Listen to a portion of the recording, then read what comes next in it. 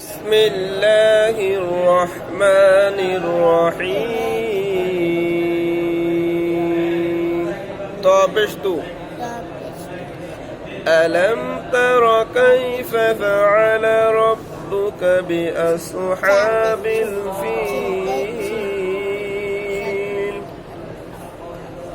ألم يجعل كيدهم في تضليل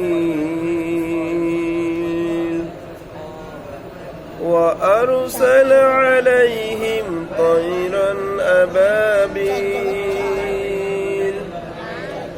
ترميهم بحجارة من سجيل فجعلهم كعصف مأكول.